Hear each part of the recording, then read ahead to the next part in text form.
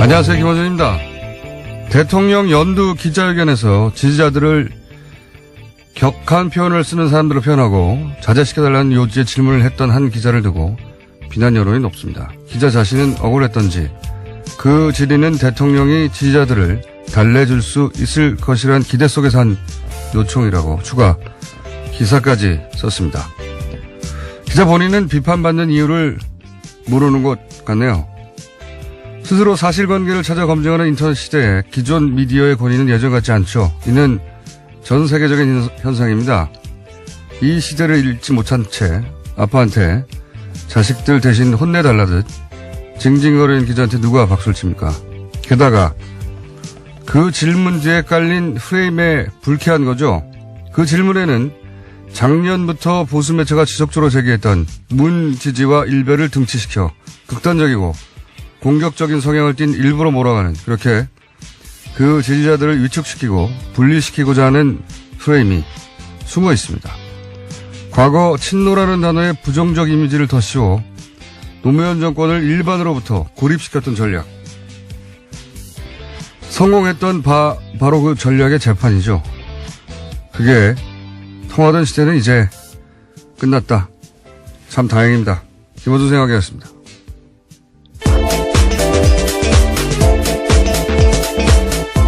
시사인의 김은지입니다. 자, 어제 다스뉴스 아주 폭발적으로 그죠? 네, 나왔어요? 그렇습니다. 압수수색이 진행돼서요. 그와 뿐만이 아니라 여러 가지 뉴스들이 많이 나왔습니다. 자, 다스뉴스 저도 어제 유난히 많이 나온다 싶었는데 몇 가지 읊어보죠. 네, 검찰이 다스 전직 임원들을 불러 조사했습니다. 그러니까 다스는 누구 겁니까? 라는 질문에 대해서 핵심 대답을 할 수 있는 사람들입니다. 140억 횡령 혐의로 조사 중인 서울중앙지검 첨단범죄수사 1부에서는요. 다스의 김성우 전 대표와 권승호 전 전무를 최근 소환조사했다라고 밝혔습니다. 두 사람은 다스의 자금 결제 라인에 있던 인물입니다. 또 120억 원 횡령 사건을 수사 중인 서울 동부지검은요. 어제 경북 경주의 다스 본사와 서울 서초동의 다스 서울사무소 등을 압수수색했습니다. 압수수색 대상에는 이상은 다스 회장 자택도 포함됐다라고 합니다. 이 두 사람은 사실 이명박 전 대통령이 현대를 관둘 때 같이 온 사람들이죠. 같이 온 사람들이고 특히 김성호 사장 같은 경우엔 전 사장이죠. 키맨이다, 키맨. 이 120억 횡령권 지금 수사하고 있는데 그 인감 없이는 그 돈을 인출한다는 게 불가능했다는 게 그 경리 전 팀장. 예, 내부 관계자들의 이야기죠. 예, 내부 증언이죠. 공통된 이야기입니다. 그러니까 그 인감을 보관했던 당사자였기 때문에 120억 횡령의 실체적 진실도 이분이 알고 있다고 봐야 되고, 또 거슬러 올라가 보면 이제 그 유명한 BBK 190억 투자할 때 김경준 씨가 생면 부진데 어느 날 갑자기 찾아와서 20분 만에 190억 투자해달라고 그래서 투자해줬다. 라는 분이 바로 이분이에요. 예, 이분이 사장일 때 한 젊은이가 찾아와가지고 30대 초반에 재미교포 190억 투자해달라고 그래서, 예, 당시 다스 기준으로는 엄청난 금액입니다. 그렇죠. 예, 지금은 모르겠으나 당시 2001년 기준으로는 회사에 쌓였던 그 잉여금의 절반에 넘던가요? 그런 돈을 처음 봤는데 20분 만에 그냥 투자했다고, 좋은 사업인 것 같아서 이렇게 얘기했거든요. 예, 말도 안 되는 거죠. 그 전에 이명박 전 대통령이 그 돈 투자하라고 주라고 해서 준 거라고 김경준 씨는 주장하는 것이고, 김성호 전 사장은 아니다라고 이명박 전 대통령은 전혀 무관하다고 주장했던 분이에요. 아주 오래 전부터 이 다스와 관련한 혹은 BBK와 관련한 이 이명박 전 대통령과 관련한 모든 의혹의 핵심에 있는 분입니다. 네, 그래서 수사팀 출범하자마자요, 일본으로 출국한 바가 있습니다. 하지만 최근에 귀국해서 검찰 조사 받고 있다라고 합니다. 이분이 입을 열면 다스 문제는 뭐 거의 절반 이상 해결된다고 봐야 되는데. 자, 어쨌든 이분이 이제 수사를 받기 시작했습니다. 자, 다음 뉴스는요. 네, 이명박 전 대통령이 퇴임한 직후에 다스 임직원의 컴퓨터 하드디스크를 모두 교체했다라는 내부 관계자의 증언이 나왔다고요. 채널A가 보도했습니다. 다스 관계자에 따르면 그때 퇴임하고 컴퓨터 껍데기는 그대로 놔두고 안에 하드디스크만 바꿨다라는 건데요. 그러니까 과거 자료는 완전히 없다라는 증언을 했다라고 합니다. 퇴임했으니까요. 이제 보호받지 못한다. 뭐 이런 거겠죠. 예. 그런 정황 중 하나다. 예. 네, 그래서 이러한 진술들도 검찰이 확보했다라고 합니다. 알겠습니다. 다음 뉴스는요? 네, 정호영 특검도 이번 다스 120억 원 횡령 사건에 이름을 올렸습니다. 일부러 수사를 제대로 안 했거나 수사 내용을 감춘 게 아닌가 하는 혐의로 고발됐는데요. 이에 대해서 BBK 특검 당시 검찰 최고 책임자였던 임채진 전 검찰총장의 인터뷰가 오늘 아침 한겨레 신문에 나왔습니다.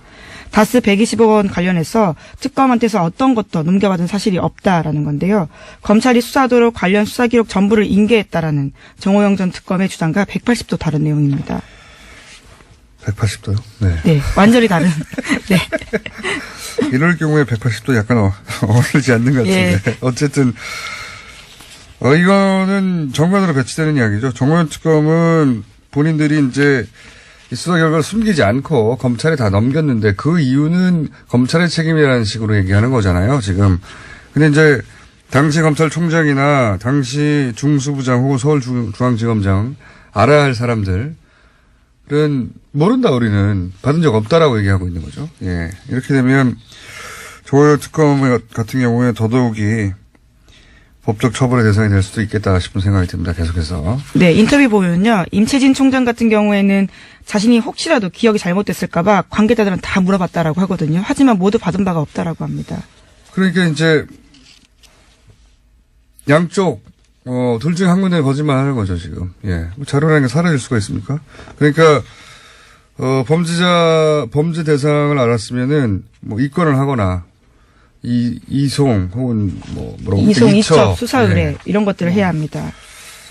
전혀 안 했다는 얘기죠? 예. 자, 이건 동부지검에서 지금 다루고 있는 사건입니다. 120억 횡령했는데, 직원이, 개인 횡령이라고 넘어가 버린 사건. 영장까지 청구하지 않았다라고 어제 말씀드린 바가 있는데요. 예. 내용이 영장 청구하지 발각되다가 청구하지 않았던 이유는 영장 청구 과정에서 수사 내용이 알려질까봐. 근데 수사 내용이 알려질까봐라고 말해놓고 수사 내용은 이첩하지 않았다는 거니까. 예. 그렇죠. 합대가 안 맞는 내용이고. 자, 다음 이슈는요? 네, 이명박 전 대통령의 아들 이시영 씨가 다스 독일 법인을 중심으로 폭스바겐사와 1,000억 원대 수주 프로젝트를 추진한다라고 어제 저녁에 JTBC가 보도했습니다. 이 씨는 다스의 중국 법인 4군데 대표로 이름을 올렸는데요. 미국 법인의 이사도 맡고 있습니다. 다스는 이명박 전 대통령 재임 기간인 2010년 전후로 해외 시장에 대한 비중을 늘려왔는데 이러한 기업 구조 재편에 이시영 씨가 주도하고 있다라고 합니다. 또 다스 전문가로서 오랫동안 여기에 대해서는 두 가지 얘기를 하고 싶은데, 위장 계열사들이라는 게 있어요. 대기업들이 이제 비자금 만들고 그럴 때 잘 써먹는 방법인데, 다스 주변에도 이 다스의 위장 계열사로 의심되는 회사들이 있어요. 아주 냄새가 나는. 그 중에 하나들은 굉장히 주목할 만한 회사들이 있습니다. 이 위장 계열사로 비자금이나 이런 게 빠져나가지 않았는지. 그러니까 지금 다스만 압수수색하고 있잖아요. 지금 이명박 전 대통령이 퇴임 이후에 이미 하드디스크는 교체했다고 하잖아요. 그때부터 준비를 한 거란 말이죠. 이미 다스는 깡통에 가까울 수도 있습니다. 그러니까 위장 계열사 쪽도 반드시 뒤져봐야 한다. 이건 나름의 취재 결과가 나온 거니까. 수사당국이 참조를 해줬으면 좋겠습니다. 껍데기에 가까울 수 있다. 근데 위장 계열사 쪽은 지금 압수하겠다는 얘기가 안 나오니까 돈은 숨길 수는 있어도 증발하지는 않거든요. 예. 다스에만 숨어 있다고 생각하면 안 된다는 내용 하나고, 이 폭스바겐 프로젝트를 이시영 씨가, 이명박 전 대통령의 아들 이시영 씨가 한다는 얘기는, 다스 외형상 명부상 대주주는 이상은 씨잖아요. 예. 이명박 전 대통령과 아들 이시영 씨는 주식이 한 주도 없어요. 이런 상황에서 만약에 이명박 전 대통령이 실소유주라면 다스를 아들에게 어떻게 승계할 수 있을까? 그런 고민이 있지 않겠습니까? 방법이 뭐가 있냐?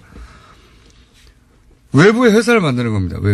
외부 회사를 만들어서 그 회사의 실제 주인을 이시영 씨로 한 다음에 그 회사에 다스가 일감을 몰아주는 거죠. 예. 일감을 몰아주고 덩치를 키워서 결국은 다스의 물량이 실제로는 이시영 씨가 주인으로 있는 회사의 이익으로, 예, 돌아가게 만들고 다스는 껍데기를 만드는 방법이 있습니다. 근데 실제로 중국과 미국에 있는 다스법인 같은 경우에 굉장히 알짜배기라고 알려져 있거든요. 그러니까 국내에서는 SM이라고 하는 회사를 만들어서 SM을 덩치를 갑자기 굉장히 키우죠. 예, 주변에 다스의 벤더들을 인수합병 시켜가지고 자기보다 훨씬 덩치 큰 회사들을 그래서 빠른 속도로 외형을 키워서 일가를 몰아주는 방식으로 SM을 키우고 있고 해외에서는 방금 얘기한 해외 법인들, 예, 해외 법인들이 알짜가 되도록 만들어서 해외 법인을 지배하는 방식. 이 폭스바겐 프로젝트도 결국 독일 법인이 어떤 식으로 이제 다스와 관계를 맺을지 모르겠는데 독일 법인의 알짜 이익이 남도록 하고 독일 법인의 대표가 실소유주가 이시영 씨가 된다든가 이렇게 다스를 승계하는 방법을 다스의 이익을 다스는 통로일 뿐이고 다스 이익을 그런 외부의 회사들 이시영 씨가 주인 회사라도 다 넘겨주거나 혹은 아예 나중에 다스를 통째로 사버리거나 그런 회사들이 그러면 승계가 되는 거죠. 그런 네. 작업들이 진행되던 와중에 지금 그 일부가 들키는 중이다. 네. 저는 그렇게 봅니다. 만약에 다스는 누구 겁니까 하는 심의 감시가 작년에 시작되지 않았으면 아무도 몰래 이런 일들이 다 완성됐겠죠. 그런 뉴스 중에 하나다. 네. 독일 프로젝트, 폭스바겐 프로젝트는 그런 뉴스였습니다. 자, 다음 뉴스는요. 네, 관련된 소식 마지막입니다. 이명박 전 대통령의 처남 김대정 씨는 재산관리인으로 계속해서 지목됐는데요. 사망 후 상속 과정은 이를 더 의심하게 한다고 몇 번 말씀드린 바가 있습니다. 62억 원 규모의 상장 주식이 있었는데도 비상장 주식으로 상속세를 냈는데 국세청이 이를 봐줬다라고 SBS가 어제 보도했습니다. 이건 저희가 한 4개월 전쯤에 얘기했던 내용입니다. 예. 오래된 얘기. 간단하게 얘기하면 아니 뭐 주식도 있고 부동산도 있고 다 있는데 예, 본인에게 가장 불리한 방식으로 일을 처리했는데 그건 김대정 씨 입장에서 그렇고 국세청 입장에서 보자면 또 아니 명백하게 현금화할 수 있는 주식이나 뭐 회원권, 부동산 다 있는데 왜 현금화가 안 되는 비상장 주식을 사서 받아줬냐 국세청이 왜 받아줬냐 이런 얘기죠. 덕분에 플란다스의 개도 작동할 수 있게 됐지만 그런 이야기입니다. 네. 네, 당시 국세청장이었던 이용동 씨에게 취재진이 질문을 했다라고 하는데요. 특혜를 주는 건 불가능하다면서 의혹에 대해서는 일축했다라고 합니다. 뭐가 불가능해요? 결과적으로 특혜가 일어났는데. 네. 자, 다음 뉴스는요. 네, 김태형 전 국방부 장관이 이명박 대통령과 상의해서 아랍에미리트 비밀 양해각서를 맺은 증거가 있다라는 주장이 나왔습니다. 정의당 김종대 의원이 밝힌 바인데요. 어제 TBS 장윤선의 이슈파이터에 출연해서 한 말입니다. 저는 이 뉴스가 왜 언론의 주목을 현재 수속 보도가 없더라고요. 받고 있지 못한지 이해할 수가 없는데 개인적으로는 현재까지 나온 UAE 관련 뉴스 중에 오늘의 주시입니다. 가장 중요한 뉴스 중에 하나다. 이게 이제 유사시에 자동 개입 조항이 포함됐다는 것은 그 주장은 김태형 장관의 고백으로 확인이 됐어요. 자백을 한 거죠. 예. 남아있는 가장 중요한 포인트는 뭐냐면, 과연 이 일을 이명박 전 대통령이 알았느냐. 물론, 몰랐다는 건 전 말이 안 된다고 생각해요. 군대를 해외에 파병하는 문제를 군 통수권자가 결재하지 않았는데, 국방장관 마음대로 타국과 사인을 해버렸다는 얘기잖아요. 네, 김태형 전 장관이 지금 그렇게 주장하고 있습니다. 그러니까요. 더구나 제가 주목하는 것은, 김태형 장관이 굳이 자기가 그걸 혼자만 알았다고 인터뷰했다는 거예요. 저는 왜 혼자 독박을 쓰느냐. 법적으로는 그렇다고 해도 김태형 장관을 강력하게 처벌할 방법이 그다지 없다. 현재 공소시효가 지났다는 지적이 네. 나오고 있습니다. 그런 것도 있고 또 본인이 입을 닫으면 이대로 끝날 것이다. 이런 생각도 있는 것 같은데. 근데 여기에 대해서 김종대 의원이 아니다. 이명박 전 대통령이 알았다. 이 얘기를 하는 겁니다. 굉장히 중요한 포인트예요. 여기서 가장 중요한 게 그걸 입증해 줄 사람이잖아요. 그런데 이제 외교부 전직 직원이라고 표현을 했는데, 이분이 그러니까 결정적인 분이죠. 예. 자신에게 제보한 사람이다라는 건데요. 그러니까요. 본인이 번역을 했고, 영문으로 있던 걸 번역하는 과정에 그 내용을 알게 됐고, 이게 말이 되느냐고 했고, 그런데 그 내용은 이미 사인이 돼 있었다는 거잖아요. 예. 그리고 그게 바로 청와대 보고용이라고 했다는 거단 말이죠. 네, 당시 국방부 실무자가 그렇게 이야기했다고 합니다. 윗분의 뜻이다. 청와대 보고용이다라고요. 그런데 제가 왜 이 사안을 주목하냐면 두 가지 지점입니다. 하나는 이명박 전 대통령한테 바로 타격을 줄 수 있는 길목에 있는 증언이기도 하고 결정적인. 또 하나는 이명박 전 대통령으로 향하는 수사가 지금까지 막힌 지점들을 생각해 보세요. 생각해 보면 문제없이 수사받고 있던 그 변창훈 검사가 자살한다든가 국정원 정치호 변호사, 특히 정치호 변호사 같은 경우는 가족들이 지금도 자살이라고 생각하지 않고 있거든요. 굉장히 의문의 자살. 그리고 법원이 갑자기 말도 안 되는 이미 구속돼 있던 김관진 전 장관이나 임관빈 전 실장이나 아주 무리하게 누구도 납득할 수 없게 현재까지도 석방해버려요. 이미 구속된 사람을. 그리고 김태효 기획관은 영장을 기각해버리고요. 이런 상식적이지 않은 일련의 일들을 생각해보면 이명박 전 대통령으로 향하던 수사가 이런 일들로 결정적 맥이 끊겼거든요. 그래서 그 수사는 중지되어 있습니다, 지금. 아예. 그 연장선상에서 저는 이분도 걱정이 되는 거예요. 이명박 전 대통령으로 향하는 결정적 길목에 서 계신 분이다. 우린 몰랐는데, 김정대 의원이 그걸 최초로 밝힘으로써 이명박 전 대통령도 그걸 알았다는 내용과 함께 그 알았다는 걸 이분이, 입증할 수 있는 분이거든요. 저는 이분이 하루빨리 공개적으로 나와서 인터뷰를 해야 된다고 생각이 들고, 네. 주변에 나는 절대 자살 같은 거 생각하지 않는다고 이야기해야 한다고 저는 생각합니다. 예전엔 제가 이런 말 하면, 과민하다고 했었는데, 저는 지금 그렇게 생각하지 않거든요. 그때 그렇게 생각하지 않았고. 예. 굉장히 중요한 뉴스라고 저는 생각합니다. 이 뉴스가 TBS TV에서 브리핑에서 다루는 처음 특종인데, 저는 그래서 후속 보도가 많이 올 줄 알았는데 후속 보도가 전혀 없어서 굉장히 중요한 뉴스다. 그래서 김정대 의원을 오늘이라도 바로 인터뷰를 연속을 하려고 했더니 너무 바쁘셔가지고 다음 주 월요일에 하기로 했는데 이 뉴스는 중요하고 그리고 이분이 매우 중요하다. 자, 꼭 건강하셔야 됩니다. 다음 뉴스는요? 네, 국방부가 어제 국군 기무사령부의 조직적인 감청 지시나 증거인멸 행위는 발견되지 않았다라고 발표했습니다. 앞서 군 기무사의 댓글조사 TF에 압수수색에 대해서 기무사가 감청을 통해서 사전에 이를 알았고 증거인멸 등 수사방해 행위가 있었다라는 의혹이 제기된 바가 있습니다. 이에 국방부가 지난달 20일에 기무사 감청 사건 조사팀을 구성해서 수사를 진행했고 이와 같은 결론을 내렸습니다. 군이 군을 조사해서 제대로 된 결과가 나온 적이 없는데 역시 마찬가지로 감청 의혹은 사실이 아니라고 결과가 났습니다. 이제 군의 특수성이란 말을 우리가 계속 하잖아요. 넘어가지고. 그렇게 군의 특수성을 인정해 주는 이유는 사실은 적과 상대하는 특수성 때문에 인정해 주는 건데 이거는 그 특수성 뒤에 숨어서 사실 국내 정치에 개입한 거잖아요. 특수성을 인정할 수 없는 사안이고 이건 저는 국방부의 별도 조사를 따로 전체 수사를 다시 해야 된다. 사이버 사령부.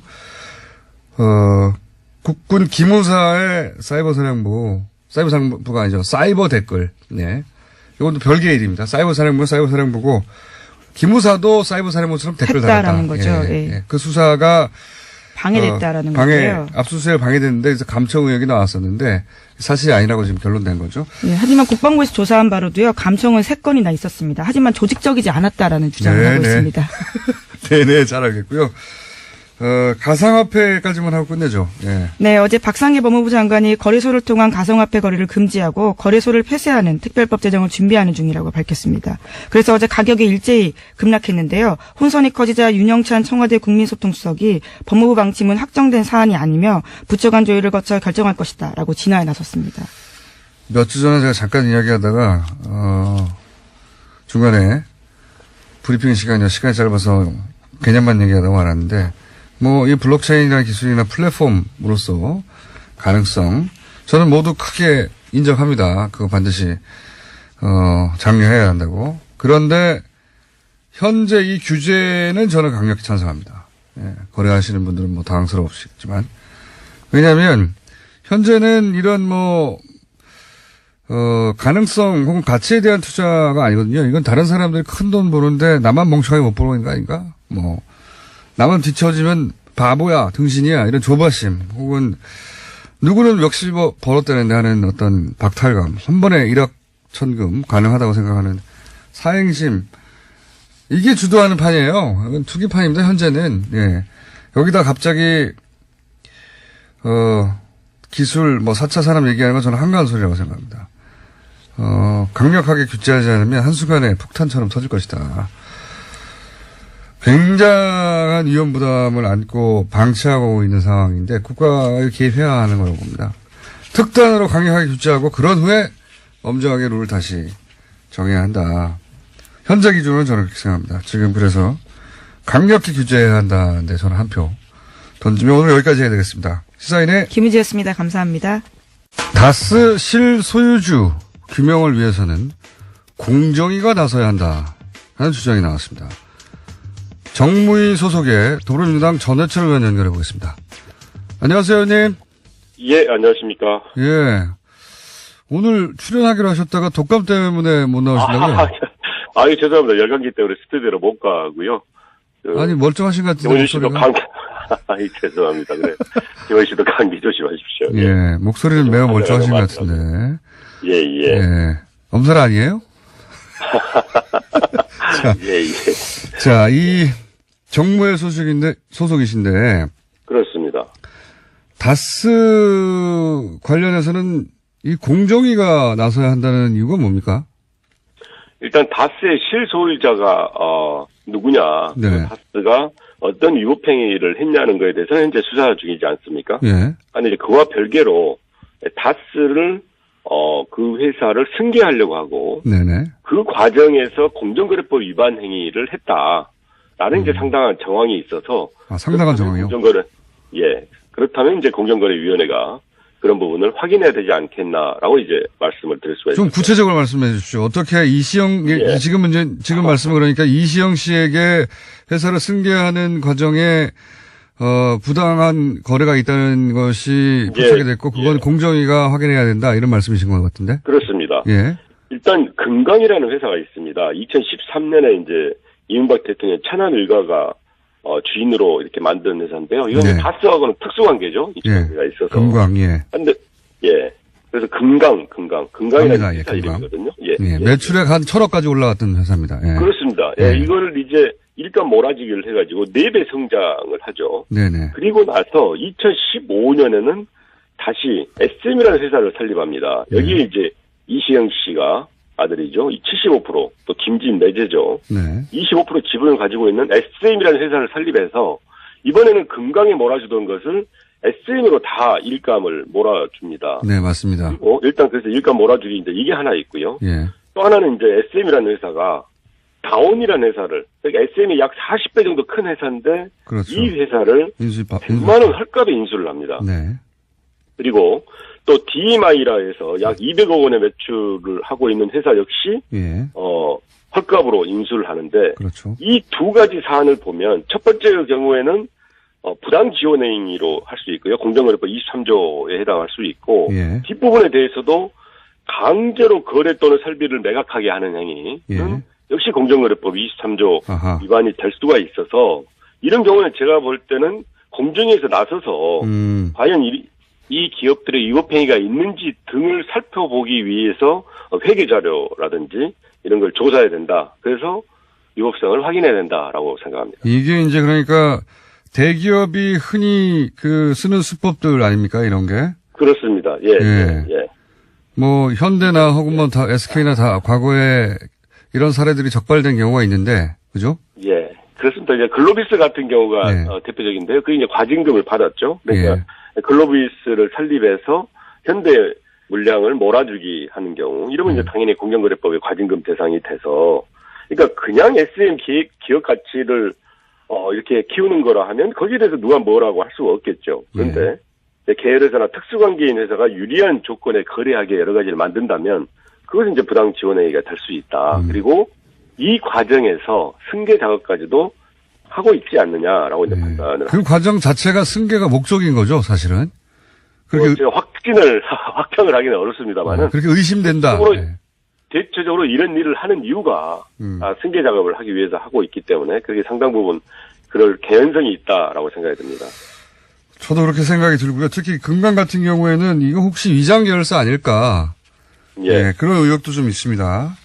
그렇습니다. 예. 그래서 요 사안은 공정위가 나서면 사실은 실체를 파악할 수 있고, 그리고 이미 과거 재벌들에 대해서 징계를 했던 정확한 기준들이 있으니까 그 기준으로 징계를 하라, 과징금 대상이 된다, 이런 말씀이신 거군요. 그렇습니다. 일단 그 위법행위를 네. 회계자료 등을 확인해서 조사를 해야 된다라고 저는 생각합니다. 의원님? 네. 예. 제가 다 알던 얘기인데. 예. 알겠습니다. 근데 이제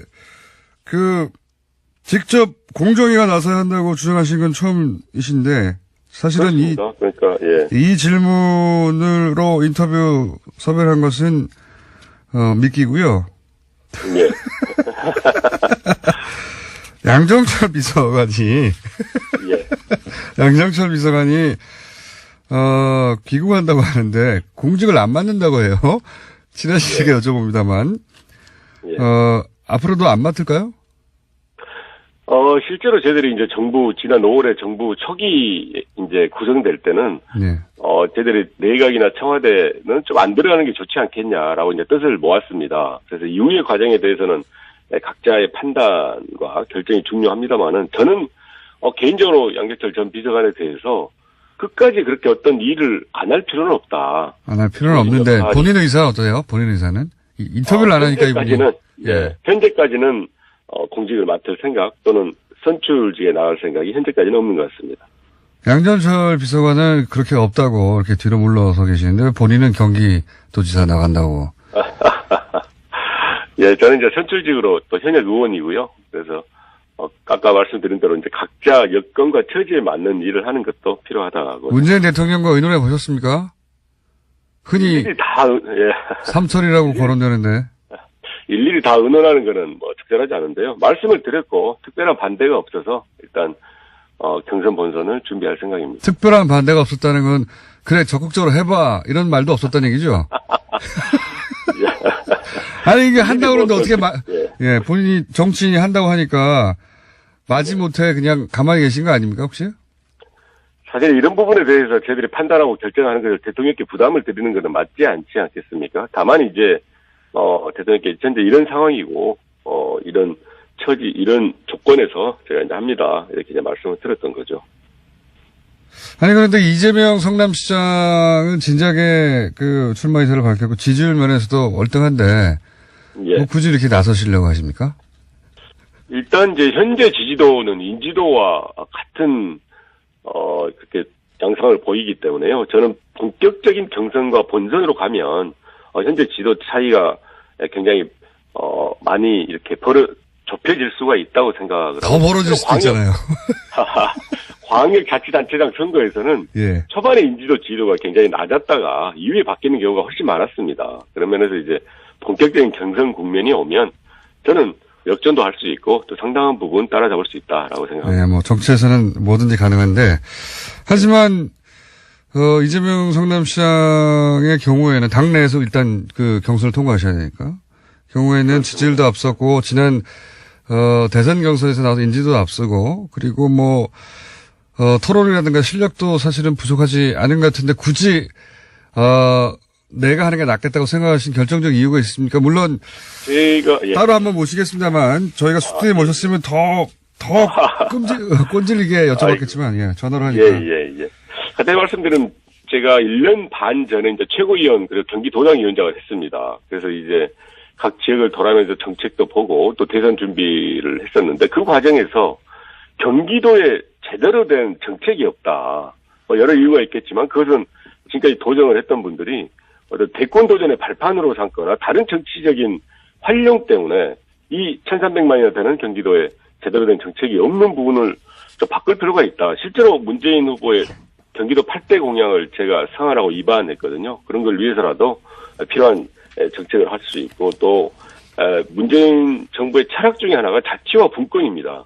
이걸 실현하기 위해서는 가장 큰 광역자치단체장에서 저희들이 선거 승리를 해야 되는데 약 20여 년 전에 이기고 못 이겼던 경기도지사 선거를 이기기 위해서는 치열한 경쟁과 경선을 해서 검증도 확실하게 하고 또 정책 능력이 있는 사람을 뽑을 필요가 있지 않냐라는 생각에서 지금 경선을 열심히 준비하고 있습니다.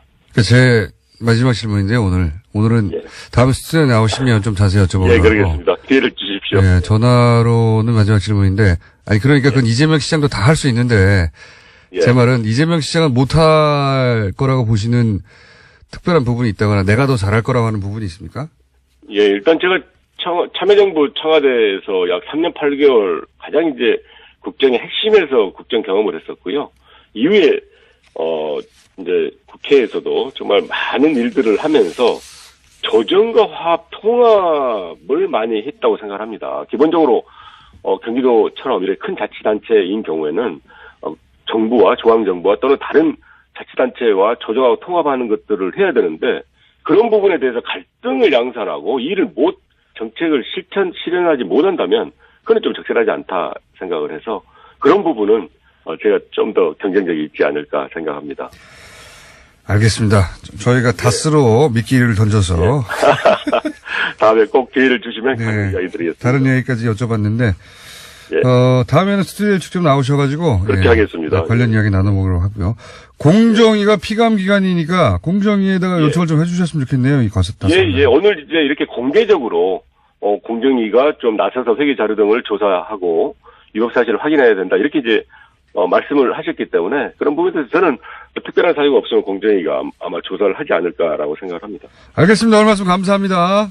예, 감사합니다. 네, 지금까지 민주당의 전해철 의원이었습니다. 자, 이틀 뒤면 1987년 고문 치사 사건으로 세상을 떠난 당신 학생이었죠. 박종철 학생 31주기입니다. 그 현장이 남영동 대공 분실이죠. 예. 그런데 이 대공 분실을 시민들 공간으로 만들자 하는 청원이 진행되고 있는데 이 일에 앞장서고 계신 박종철 기념사업회 김학규 사무국장님 스튜디오에 모셨습니다. 안녕하십니까? 예, 안녕하십니까? 예, 내일 모레인데 그러면 일요일이라 저희가 방송을 할 수 없어서 이틀 먼저 모셨습니다. 네. 관련해서 많은 사업을 하고 계시죠? 예, 최근에 아주 바쁩니다. 그죠. 더군다나 1987이라는 영화가 예상치 못하게, 이 1987의 기억을 확 끌어당겼어요. 그죠? 예. 저는 예상을 했었는데. 아, 그렇습니까? 예. 영화도 대단히 완성도 있게 나왔다고 하고. 예, 몰입도가 대단하더라고요. 예. 그 감독님이 훌륭한 분이죠. 예. 예. 장준환 감독. 예. 대단한 영화를 만들었어요, 그동안. 빛을 잘 못 보시다가. 예, 그렇다고 하더라고요. 예. 이번에 빵 터졌습니다. 예, 천재적인 감독, 이렇게 평가는 받는다고 하는데. 20년째 천재 소리를 내가 드디어, 진짜, 큰 영화를 만들었는데, 자, 이 남영동 대군 분실이 현재는 어떻게 되어 있는 겁니까? 예, 지금은 이제 경찰청 인권센터가 들어서 있는데요. 네. 2005년까지는 여기가 대공분실이었고요. 2005년 하반기에 이제 홍제동으로 이제 대공분실 기능을 옮겨갔고요. 지금 이제 경찰청 인권센터가 들어서 있습니다. 아, 여전히 무슨 기념관이나 이런 식으로 진행되지 않고 그냥 예. 경찰이 쓰고 있었군요. 예, 그래서. 경찰이 자신들이 이제는 인권경찰로 거듭 태어났다. 이런 걸 좀 과시하는 공간으로 이 공간을 좀 사용하고 있죠. 그러면 과거와 같은 모습 그대로 유지되지도 않겠네요, 당연히. 2000년경에 한번 여기를 리모델링을 했다고 그럽니다. 그래서 이제 509호 박종철 열사가 돌아가신 곳만 옛날 모습 그대로 간직하고 있고 네. 다른 곳은 좀 리모델링이 돼서 일정하게 좀 변형이 됐죠. 아, 그래요? 예. 네. 몰랐네요. 그러면은 지금 청원도 진행하시고 이 사업을 앞장서신 거는 과거와 똑같이 복원을 해서, 그죠? 시민들이 공간에 가서 그 기억을 되살리고 혹은 그 사건이 있지 않도록 만들고 1987의 의미를 되새기게 하고 이런 공간을 만들자는 거거든요. 예, 이곳이 좀 아까 말씀드렸듯이 부분적으로 좀 이렇게 변형된 것도 있긴 한데 네. 그래도 이런 형태로라도 보존되어 있는 곳은 사실 이곳밖에 없어요. 그 대표적인 곳이 남산에 중앙정부부 안기부가 있고 네. 또 서빙고 그 보안사 대공분실 이런 데 있지 않습니까? 네. 근데는 사실 거의 흔적도 없이 이제 사라진 거고요. 이 민주주의와 인권 탄압의 상징적인 공간 중에서 이 살아남아 있는 곳은 사실은 여기 남영동 대공분실밖에 없어서 이곳은 그대로 지켜야겠다. 그리고 이곳에서는 이제는 민주주의와 인권의 소중함을 배우는 그런 생생한 공간으로 만들어야겠다. 이런 생각을 하고 있는 거죠. 충분히 이해갑니다. 예. 저도 그래야 된다고 생각이 들고. 근데 저는 아직 이 영화를 보지 못했어요. 아껴두고 그러세요? 있는데. 근데 이제 그 박종철 열사와 동기시잖아요? 예. 예. 동기신데 이 영화가 사건을 다루다 보니 예. 그 학생 박종철은 어떤 사람이었는지가 빠졌다. 물론 영화가 어디에 중점을 두느냐에 따라서 다 다룰 수 있는데 예. 그래서 이제 박종철 학생으로서 박종철 친구로서 박종철을 아시는 분들은 그 점이 아쉽다라고 하던데. 예, 이게 87년 1월 14일 그 박종철이 이제 죽는 것부터 시작하는 영화다 보니까. 그렇죠. 예. 사실 살아있을 때의 모습이 거의 나오지 않죠. 우리 사회가 이 사건을 어떻게 다뤘나 이게 주제다 보니까. 그러다 보니까 친구들의 입장에서는 상당히 좀 아쉬워하죠. 인간 박종철의 모습 이런 걸 볼 수 없다 보니까. 그러면서 이제 저희들도 만나서 뭐 그런 이야기 하다 보니까 종철이가 어땠는데 뭐 이런 얘기를 많이 했었죠. 참 따뜻한 친구였고요. 그리고 눈이 맑은 친구. 그리고 이 친구들, 후배들 잘 챙기는 친구. 그래서 어떻게 보면 요즘 말로 얘기하면 상남자 뭐 이런 스타일이었는데요. 이 영화에서 그런 게 나오지 않다 보니까 오히려 더 절실하게 이 과거를 좀 이렇게 떠올리게 만들어준 그런 역할을 했던 것 같습니다. 눈이 맑으면 상남자입니까? 주변을 좀 잘 챙겼죠. 예. 그렇군요. 저도 눈은 맑은 편인데. 네. 애초에 대공분실로 끌려간 이유가 뭡니까? 자신이 무슨 문제가 있어서 뭐 피의자로 잡혀간 게 아니고요. 사실은 수배 중인 한 선배가 있었는데 저도 그렇게 알고 있는데. 그 선배를 찾으려면 박종철을 족치면 나온다. 뭐 이런 식의 이제 첩보를 상대방이 입수한 거죠. 그래서 이제 하숙집에서 불법 연행을 하게 된 거죠. 이 역사의 아이러니는 그렇게 끝내 불지 않았던 그 선배는 사실은 보수정당에 들어가셨고. 근데 이제 종철이가 끝내 불지하는 거는 뭐 자연인 그 선배 한 사람 때문에 그런 것이라기보다는 그 당시 이제 민주주의를 압살하고 있는 전두환 군사정권에 의해서 이 민주주의를 이루기 위해서 많은 사람들이 투쟁하고 있었는데 그 조직이 붕괴되면 안 되겠다. 그래서 내가 지켜야겠다. 이렇게 생각했던 것 같아요. 그렇게 해석하는 게 맞을 것 같습니다. 물론 그렇겠죠. 근데 어쨌든 그렇게 해서 보호받았던 그 선배가 보호할 가치가 없었다고 나중에 역사적으로 판명이 나는 아이러니가 있다는 정말. 뭐 그건 별개의 얘기니까요. 예. 처음 그러면 그 친구 박종철의 사망 소식을 언제 들으셨습니까? 저는 이제 다음 날이죠. 1월 15일. 그때 중앙일보 석간에 이제 처음으로 박종철 고문치사 사건과 관련된 보도가 나온 건데요. 저도 이제 그 당시 수배 중이었는데 중앙일보 석간을 사서 이렇게 사회면을 펼쳐봤다가 그 소식을 좀 접했죠. 놀라셨겠어요? 예, 뭐 처음에 충격이 컸고요. 그래서 한동안 움직이지도 못했었죠. 그리고 또 우리는 좀 뻔히 아니까 이게 고문에 의한 사망이라는 걸 그러다 보니까 전두환 군사 독재 정권에 대한 분노 이런 게 막 치밀어 올랐고요. 근데 그걸로 그친 게 아니라 저도 수배 중이다 보니까 언제 잡힐 수 있다. 잡히면 고문을 당할 것이다. 그리고 고문받다가 죽을 수도 있다. 이런 생각을 항상 하고 있었기 때문에 갑자기 두려움 이런 게 엄습해 오더라고요. 많은 사람들을 분노케도 했지만 위축도 시켰겠어요. 그죠? 예. 저 같은 경우는 당시 수배 중이었기 때문에 더욱더 좀 그런 한순간 그런 게 있었고요. 근데 세 가지 감정이 이렇게 뭉쳐서 아주 묘한 감정 속에 제가 한동안 휩싸였었죠. 두 가지밖에 말씀 안 하셨는데 한 가지 감정은 뭡니까? 충격 그 자체. 충격. 예.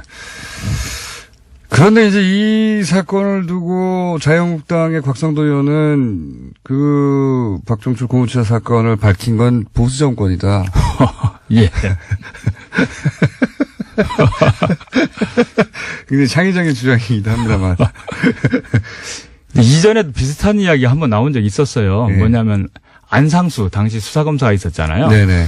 그 인물도 이제 그쪽에 있었고 또 그 아까 나왔던 그 선배도 그쪽에 있었고 그러다 보니까 있었죠. 출판 기념회를 그 똑같은 책을 글자 하나 안 바꾸고 이 제목만 바꿔서 이 책을 다시 냈었어요. 안상수 어떡해요? 검사가 안검사 일기 뭐 이랬다가 네. 6월 민주항쟁과 박종철이었던가 뭐 이런 식으로 이름을 바꿔서 속 내용을 하나도 바꾸지 않고 출판 기념회를 했었는데 그 당시 축사를 한 사람들이 네. 비슷한 이야기를 했대요. 6월 민주항쟁의 주역이 우리다. 우리도 6.29 선언까지 또 발표해서 이렇게 했지 않았느냐. 6월 민주항쟁의 주역이 어떤 논리로 자신들이 주역이라는 거죠? 박종철 사건의 진실을 밝힌 안상수가 우리 당에 있고 그 사건의 어떤 시발점이 됐던 그 인물이 선배가 우리 당에 있다. 뭐 이런 황당한 해괴한 논리를 좀 만들었었죠. 근데 이번에 보니까 그 곽상도 이분도 사실 그 당시에도 검사였고요. 또 얼마 후에는 그 유명한 강기훈 유서 대필 그 조작 사건. 그 당시에 수사검사였었잖아요. 그러다 보니까 이게 가재는 개편이다. 뭐 이런 말이 떠오르고요. 어떻게 보면 당시에 그 검찰 수사팀이 얼마나 그 진실을 은폐하는데 앞장섰는지 이런 걸 뻔히 알았을 텐데 그런데도 그렇게 뻔뻔하게 그런 이야기를 하고 그 곽상도 의원은 뭐 영화를 봤는지 안 봤는지 모르겠는데 영화에서도 이미 진실을 밝힌 사람들은 이부영, 한재동 뭐 이런 인물들이잖아요. 그리고 밑에 깔려 있는 우리 국민들의 그 민주주의에 대한 그런 열망 이런 거였는데 엉뚱하게 이제 그런 식으로 얘기를 하니까 정말 어이가 없었죠. 사실 이런 영화가 이런 시점에 나와주고, 그러니까 그 분들이 여전히 살아계실 때, 친구들, 뭐, 지금 말씀처럼, 이런 말씀 하실 수 있는 분들이 살아있을 때 이런 영화 나와준 게 다행인 게, 이렇게 주장하는 사람들이 있잖아요. 상상도 하기 힘든데 이렇게 주장하는데, 시간이 충분히 지난 다음에, 더 이상 학생 박종철을 직접 기억하는 사람이 없는 시대에서 이런 주장을 하게 되면, 양쪽 주장이 또 팽팽하게 맞서는 그렇게 조작될 수도 있습니다. 기득권층이 어떻게 역사를 조작하는가 이런 걸 좀 보여주는 대표적인 사례일 수도 있을 것 같아요. 실시간으로 보고 있는 거죠, 저희가. 근데 마침 지금은 그게 터무니없고 도저히 받아들일 수 없는 당시를 기억하는 사람들이 다 살아 있으니까요. 코웃음 치는데. 저는 이런 시도들이 앞으로도 계속 있을 것 같고, 그래서 이런 영화가 이쯤에 나와준 게 굉장히 다행이다 싶어요. 저도 그렇게 생각하고 있습니다. 자, 그러면 이 사업, 지금 남영동 대공분실을 시민사회가 운영하는 공간으로 바꿔달라는 이 사업 있잖아요? 그 취지는 충분히 알겠는데, 그렇게 되려면 누구의 힘이 필요합니까? 저희는 어떻게 해야 됩니까? 시민들의 힘이 필요하고요. 어떻게 해야 되죠, 시민들? 저희들이 지금 청와대 지금 국민청원을 하고 있는데요. 그 검색창에서 이 국민청원, 인권기념관 이렇게 치면은요 바로 그게 나오고요. 거기에 좀 함께 참여하겠다는 의지를 담아서 청와대에서 남영동 대공분실을 시민사회가 운영하는 공간으로 바꿔달라고 청원을 거기에 좀 함께 우선 동참을 해주시고요. 지금 더 적극적으로 좀 관심 있는 분들은 저희들이 영화 1987 끝나고 나오는 분들을 대상으로 해서 이 캠페인도 계속 하고 있습니다. 보다 많은 사람들이 또 알리고 그래야 하니까. 근데 이건 그냥 단순히 외치는 거잖아요. 법적으로 어떻게 할 수 있는 방법은 없어요? 이거는 뭐 사실은 법을 바꿔서 해결할 문제는 아니고요. 그냥 이 청와대가 결단을 하면 충분히 가능하고 그렇겠군요. 현재 검토를 하고 있다고 알고 있습니다. 검토를 하고 있다. 뭐 전문가 이런 건 필요 없고요. 저희들이 사실 이거 처음 계획하고 고민할 때는 뭐 청와대 앞 1인 시도 해야 하고 그리고 남영동 대공분실 앞에서 진짜 지금 말씀하셨듯이 그런 점거도 해야 하는 거 아니냐. 하도 관심이 없어서. 뭐 이런 이야기도 나왔었는데 영화 1987 나오면서 저는 이 정도로